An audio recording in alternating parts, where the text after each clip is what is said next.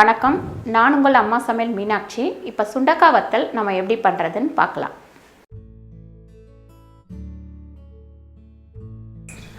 சுண்டக்காய் வத்தலுக்கு தேவையான பொருட்கள்: சுண்டக்காய் நல்லா காம்பெல்லாம் எடுத்துட்டு கழுவி வச்சுருக்கேன்.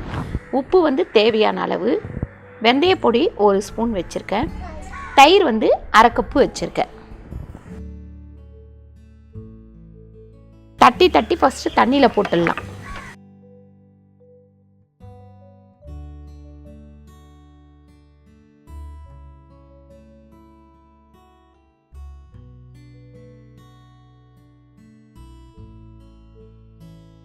பாருங்கள், இந்த மாதிரி லைட்டாக தட்டினாலே போதும். இப்படி தட்டினாலே போதும், ரொம்ப தட்டிடாதீங்க. இந்த மாதிரி உரல் இல்லை அப்படின்னா உங்கள் வீட்டில் எப்படி பூண்டு தட்டை கல் வச்சுருப்பீங்க, அடுப்பு மேடையில் வச்சு இந்த மாதிரி தட்டி இதில் போட்டுக்கோங்க. அப்படி இல்லை, அதுவும் இல்லை அப்படின்னா நீங்கள் கத்தியில் கொஞ்சம் கொஞ்சமாக கீறிடுங்க. இதே மாதிரி எல்லாத்தையும் தட்டி எடுத்துக்கலாம். பாருங்கள், இந்த மாதிரி எல்லாத்தையும் நல்லா தட்டி எடுத்துருங்க. தட்டி எடுத்ததுக்கப்புறம் நம்ம வேறு ஒரு பாத்திரத்தில் இதை கழுவி போடலாம்.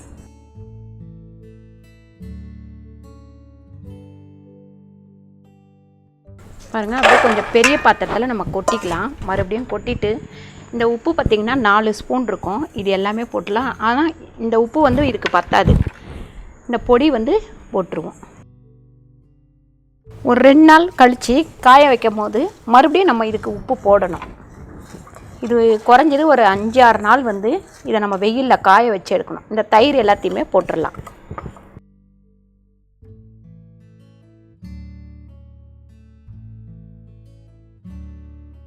பாருங்கள், இந்த சுண்டக்காய் ஒரு 1.5 கிலோ சுண்டக்காய் இருந்தது. நம்ம காம்பெல்லாம் எடுத்து எல்லாம் க்ளீன் பண்ணதுக்கப்புறம் இது ஒரு 1.25 கிலோ தான் நமக்கு வந்திருக்கும். இதை தட்டு போட்டு மூடி நம்ம வீட்டுக்குள்ளே வச்சிடலாம். காலையில் எழுந்திரிச்சு நம்ம வெயிலில் ஒரு 5-6 நாளைக்கு மாற்றி காய வச்சு எடுக்கணும். காய வச்சு எடுக்கும் போது இதில் நடுப்புற ஒரு டைம் நம்ம உப்பு போட்டுக்கணும். அடுத்து தயிர் விட்டுக்கணும். பாருங்கள், இந்த சுண்டக்காய் ஒரு நாள் முழுக்க நல்லா ஊறிச்சு. இப்போ எடுத்து வெயிலில் காய போட்டுடலாம். இது வெயிலில் காய போட்டோம்னா ஒரு 4-5 நாள் நம்ம வெயிலில் காய போடுற மாதிரி இருக்கும்.